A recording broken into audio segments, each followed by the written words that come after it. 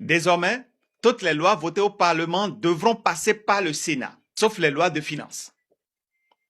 Un Parlement qui s'annonce encore monocolore.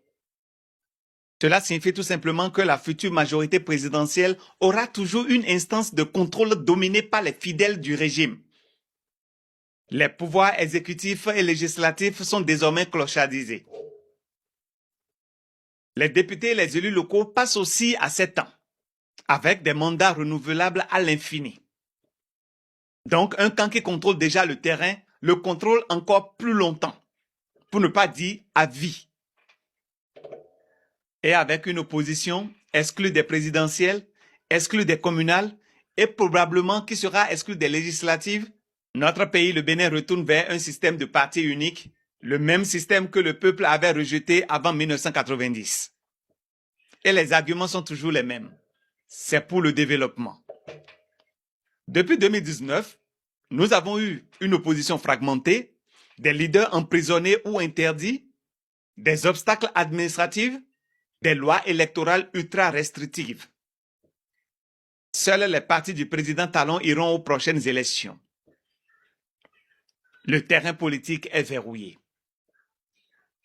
Nous savons déjà qu'à l'État, c'est-à-dire si rien ne change, Romuald Wardani, le ministre des Finances, sera le prochain président nommé à la tête de notre pays. Celui-là même qui disait il y a quelques années que critiquer le gouvernement reviendra à payer des forfaits Internet plus chers. Il est déjà pratiquement présenté comme le prochain président pour 2026, puisqu'il n'y a pas d'adversaire en face. Son patron lui a balisé le chemin. On a écarté la concurrence. Avec un Sénat contrôlé par les proches du pouvoir et une opposition absente, le chemin est tout tracé. La nouvelle constitution votée dans la nuit du samedi dernier introduit la régulation de la vie publique. Ce que cela signifie vraiment, critique du gouvernement égale criminalisation. Rassurez-vous, ce n'est pas nouveau sous le président Talon. La seule nouveauté, c'est que maintenant, c'est officiel.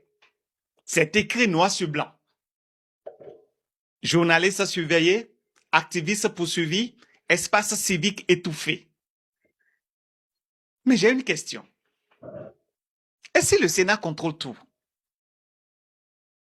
Qui contrôle le Sénat? La réponse est toute simple. Personne. Avec tout ceci, nous entrons dans une ère où le président sortant garde une influence totale, un successeur est désigné d'avance, la Constitution est modifiée juste avant les élections, le Parlement est contrôlé, un Sénat non élu domine la vie politique. Un Sénat de vieillards, d'anciens militaires, d'ex-chefs d'institutions qui auront le dernier mot. Des sénateurs qui n'auront aucune légitimité du peuple. Des sénateurs cooptés, pas élus, mais supérieurs aux députés élus par le peuple. Des non-ingénieurs qui seront entre deux avions pour leur check-up en Europe auront la clé de mon pays, le Bénin, en main.